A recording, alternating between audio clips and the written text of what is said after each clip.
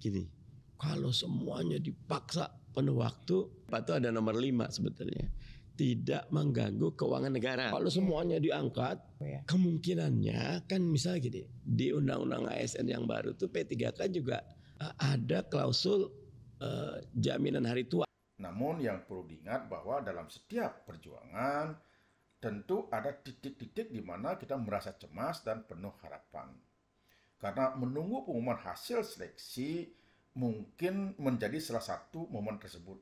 Namun yang perlu sahabat pembelajar ingat bahwa yang pertama, mari yakinkan diri. Karena percayalah pada kemampuan dan usaha yang telah sahabat pembelajar curahkan selama ini.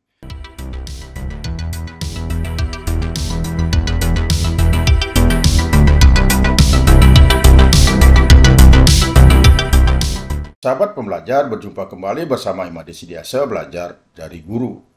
Jadi ini adalah foto yang saya ambil dari Instagramnya BKSDM Provinsi Bali. Dalam foto itu ada captionnya menyatakan bahwa pelaksanaan seleksi kompetensi hari kedua pada seleksi P3K di lingkungan pemerintah Provinsi Bali tahun anggaran 2024.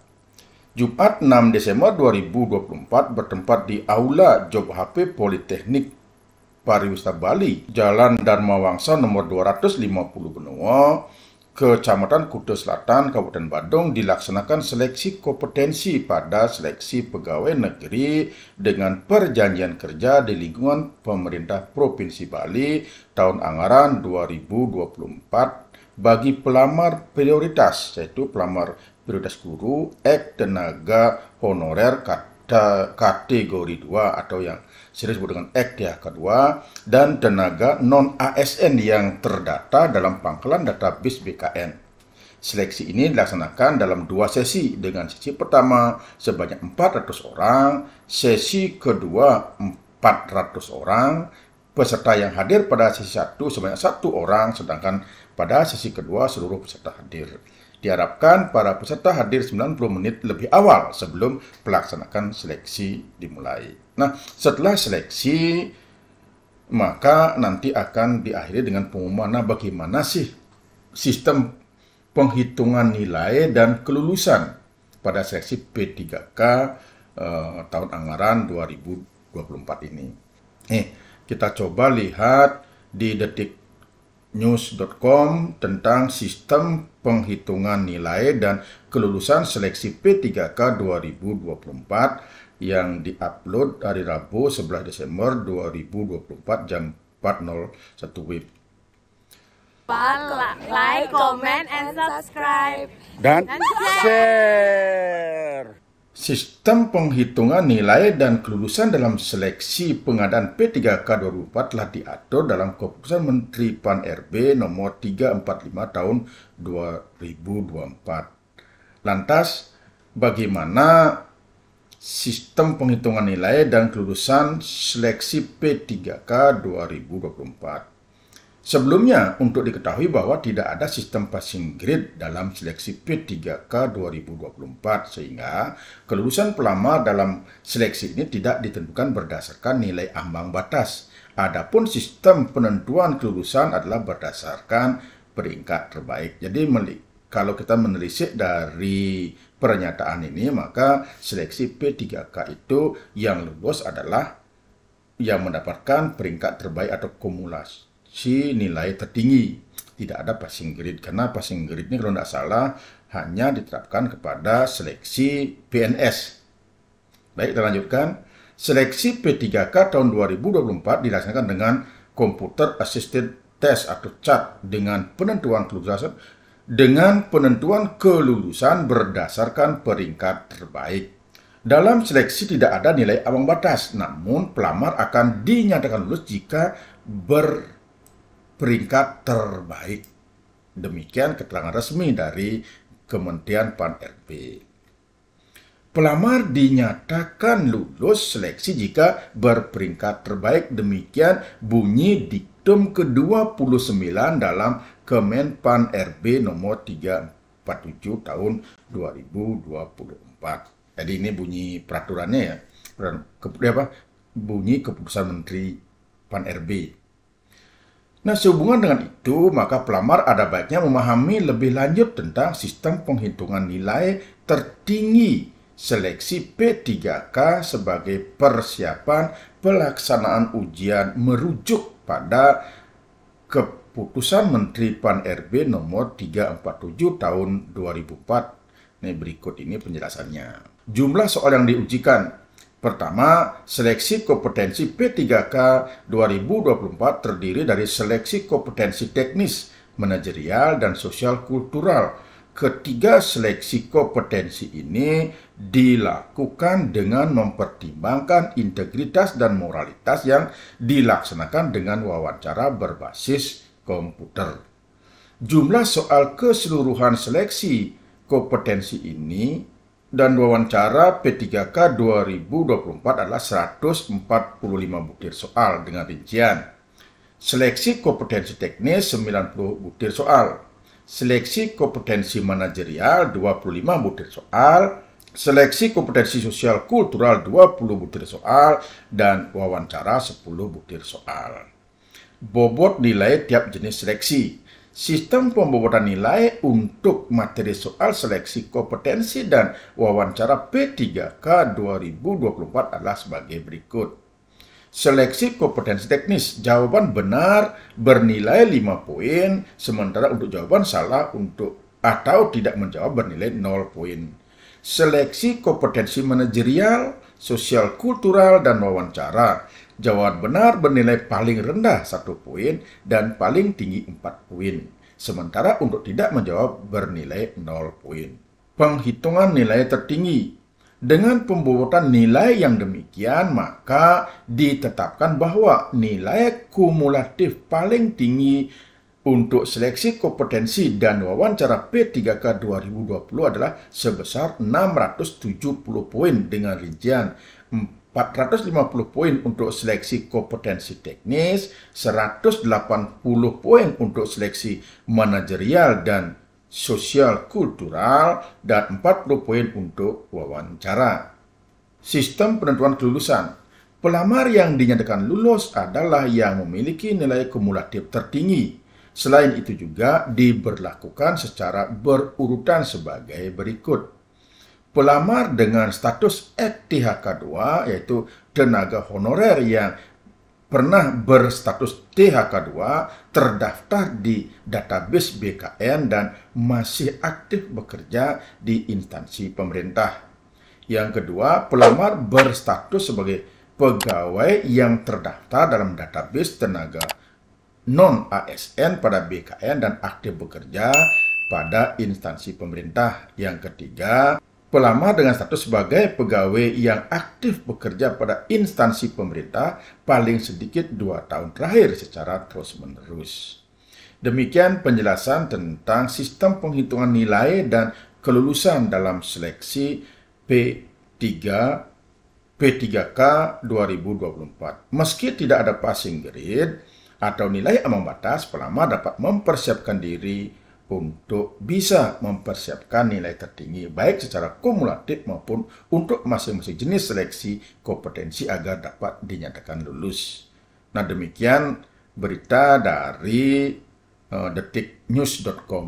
Nah, sekarang ketika kita melihat tentang sistem penentuan kelulusan ini, kalau kita simulasikan mungkin seperti ini.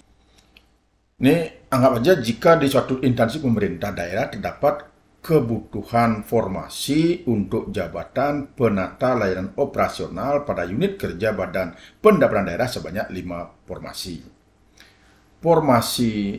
Pelamar pertama dia termasuk kategori FTHK.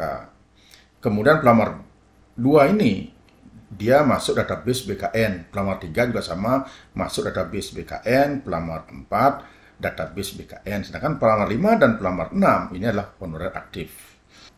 Dilihat dari formasi seperti ini, siapakah yang lulus di antara ke-6 pelamar ini, maka seperti inilah urutannya. Pelamar 1 urutan ke-1, pelamar 2 urutan ke-4, pelamar 3 urutan ke-2, pelamar 4 urutan ke-3, pelamar 5 tidak lulus, dan pelamar ke-6 lulus. Nah, begini urutannya ya. Nah, seperti itu. Nah, mungkin ada pertanyaan nih. Ini kan nilainya kecil nih. Jadi 355. Sedangkan ini 435 kok nggak lulus. Atau nggak lulus. Atau ini 367. Ini kok lulus. Ini kok lulus. Sedangkan ini kok tidak lulus. Nah, karena peraturan Menteri Pendayagunaan Aparatur Negara dan Reformasi Birokrasi nomor 347 tahun 2024 yang menjadi prioritas pertama itu adalah EK-THK. Ini dia EK-THK, maka dia otomatis lulus karena dia sendirian. Kemudian selanjutnya adalah database BKN, jadi pegawai yang ada di database BKN. Nah, ini di ranking dulu. Karena pelamar 3 yang paling tinggi nilainya, maka dia lulus nomor 2. Pelamar 4 nilai berikutnya, maka dia lulus 3 dan seterusnya. Kemudian baru prioritas ketiga ini, honorer aktif. Dari 2 ini, maka yang lebih kecil adalah 435. Karena pelamar 6 ini dan pelamar 6 dan pelamar 5 ini sama-sama berstatus honorer aktif, maka dia di ranking. Nah, dia tidak lulus ini gara-gara 5 formasi, sedangkan pelamarnya ada 6, sehingga harus 1 yang tidak lulus. Nah, sekarang bagaimana dengan pelamar yang tidak lulus seleksi P3K tersebut? Berdasarkan peraturan Menteri Pan-RB nomor 347 tahun 2024 di Diktum 33, bunyinya begini, dalam hal pelamar telah mengikuti seluruh tahapan seleksi P3K, namun tidak dapat mengisi lowongan, maka pelamar dapat dipertimbangkan untuk menjadi P3K paruh waktu. Nah, sekarang kita coba tanya kepada Bang Ali Mardhani, anggota Komisi 2 DPR RI. Bang, paruh waktu itu gimana sih sistemnya? Sederhana sih yang saya tangkap, tidak ada yang berani memberikan penjelasan seperti apa sih paruh waktu. Nah, terus kenapa ada peraturan Menpan RB dipertimbangkan untuk menjadi P3K paruh waktu? Gini, kalau semuanya dipaksa penuh waktu, itu ada nomor 5 sebetulnya. Tidak mengganggu keuangan negara. Kalau semuanya diangkat, kemungkinannya kan misalnya gini, di Undang-Undang ASN yang baru tuh P3K juga ada klausul jaminan hari tua. Nah, ketika paruh waktu yang saya dapat informasi, gajinya tetap, tapi hak-hak sisanya belakangan. Penuh waktu, hak-haknya akan diperjuangkan. Jangan lupa like, comment, share, and subscribe. Bye-bye. Baik, sahabat pembelajar, semoga tercerahkan ya. Nah, untuk pengumuman kelulusan P3K, nanti sahabat pembelajar dapat dilihat di laman scasn.bkn.go.id dengan cara login pada akun, atau sahabat pembelajar juga bisa melihatnya melalui laman instansi masing-masing.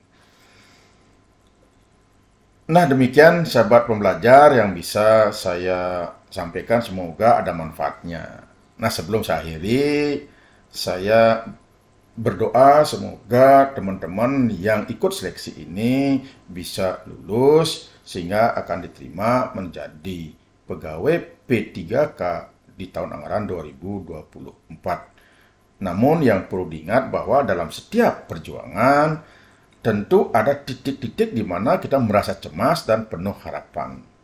Karena menunggu pengumuman hasil seleksi mungkin menjadi salah satu momen tersebut. Namun yang perlu sahabat pembelajar ingat bahwa yang pertama, mari yakinkan diri.